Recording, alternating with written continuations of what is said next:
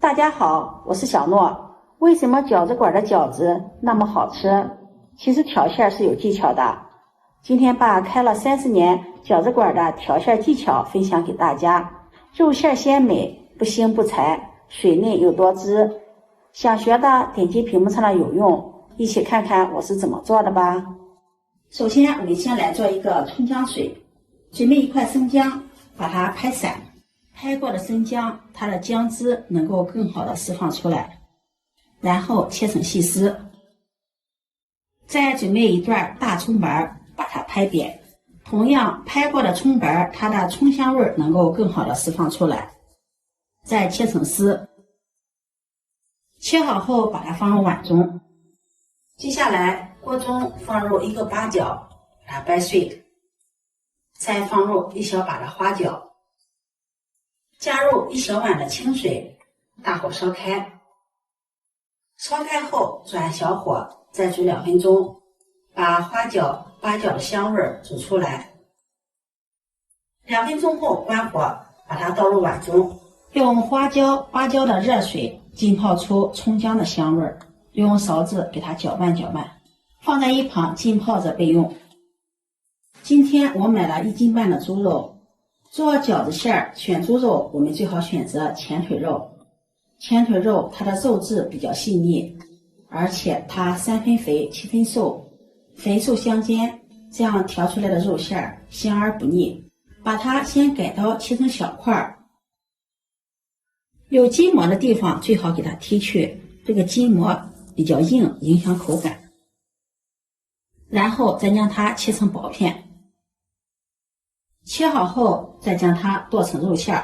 嫌麻煩的也可以用绞肉機把它绞成肉餡，但是绞的肉餡沒有剁的好吃。做餃子餡，這個肉餡不要剁得太細膩了，帶點小顆粒，這樣吃起來口感更好。剁好後，把它放入大碗中。下面我們來調餡，往碗中加入3勺生抽醬油，1勺老抽醬油上色。1勺蚝油提鮮，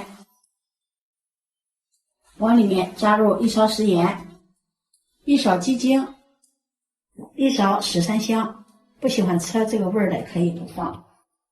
再淋上我們剛剛泡好的蔥薑花椒水，這個水我們要分3次加入肉餡中，用漏勺給它過濾一下，然後戴上一次性的手套，下手給它抓拌均勻，順着一個方向給它抓拌均勻。抓拌至肉餡吸收料汁。現在肉餡已經上色了，接着我們再第2次加入蔥薑水，繼續順着一個方向抓拌均勻，讓肉餡充分的吸收蔥薑水。抓拌至肉餡發黏了，我們再第3次加入蔥薑水，一直抓拌至肉餡發黏拉絲。然後往裡面再打入一個雞蛋清，繼續給它抓拌均勻。加入雞蛋清，調出來的肉餡口感更加的滑嫩。抓拌均勻後，往裡面加入蔥花、薑末。不喜歡吃薑末的也可以不放，因為我們這個蔥薑水裡面也含有蔥薑的香味了。淋上熱油，激發出香味。用筷子充分的攪拌均勻。加入食用油，这樣調出來的肉餡更加的水嫩多汁。看看我們的肉餡是不是特別的摳彈水嫩？這樣調出來的肉餡可以包餛飩、包餃子、包餡餅，美味又營養。用這樣調出來的肉餡直接包上水餃，就是純精肉的水餃了。喜歡吃配菜的，我們可以放上自己喜歡的配菜，直接攪拌均勻就可以了。如果配菜放得多，我們可以適当的放一點食鹽調味兒。老公和兒子喜歡吃蘿蔔餡的餃子，今天我準備了一個水蘿蔔，清洗乾淨後，用擦絲器把它擦成細絲，再將它剁碎。蘿蔔碎盡量剁得碎一些，這樣方便下一步的操作。配菜大家可以根據自己的喜好來添加，白菜、韭菜、芹菜。喜歡什麼菜就加什麼菜。剁好後，把它放入肉餡中。這個碗有點小了，把它倒入一個大一點的碗中，這樣方便我們調餡。往裡面再加入少許的食鹽，再加入一小鸡精，用筷子充分的攪拌均匀。很多朋友調蘿蔔或者是白菜馅的时候都喜歡殺水，其實這一步沒有必要。殺水之後，白菜、蘿蔔中的營養水分就會流失，少了一些鮮味兒。擔心白菜、蘿蔔出水，包的時候我們現包現調就可以了。像這樣攪拌均勻，我們的蘿蔔肉馅就調好了。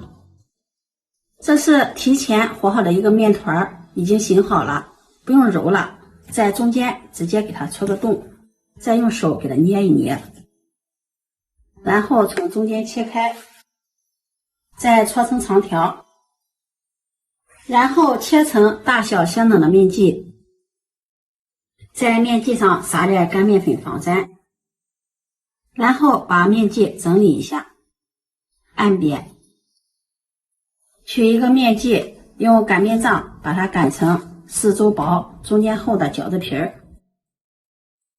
擀好後，取一張饺子皮兒，放上我們調好的馅料，用自己喜歡的方式把它包起來。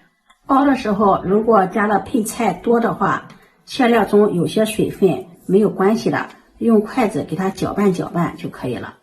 攪拌攪拌，這個水分就會被肉餡吸收。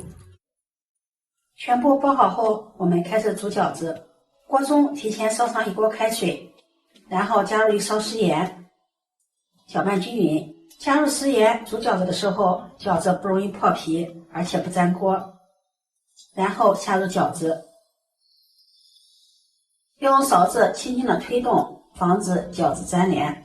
餃子一鍋不要下的太多了，太多的話也容易破皮。大火煮開，煮開後打上一舀涼水，用勺子繼續給它推動均勻。煮肉馅的餃子，我們打3次涼水就可以了。打過3次涼水後，餃子個個變得鼓鼓的，飄在水面上，像這樣餃子就煮熟了。用肉勺把餃子控水撈出，裝入盤中，端上桌就可以給家人們美美的享用了。這樣包出的餃子皮兒薄餡多，不破皮不露餡。我們掰開看看，餡料特別的鮮香，而且還有很多的汁水，忍不住了嘗上一個，真的是太香了。咬上一口還有很多的汁水，油滋滋的，油而不膩不柴，鮮嫩多汁，真的是太好吃了。每次這樣調餡包餃子，老公兒子一次就能吃掉2大碗，好吃又解饞。快過年了，家家戶戶都要包餃子的。如果你喜歡，就收藏起來試試吧。喜歡我的視頻，記得點讚、關注、轉發，點我頭像可以看到更多美食視頻。我每天都會發布不一樣的視頻，我們下期視頻再見。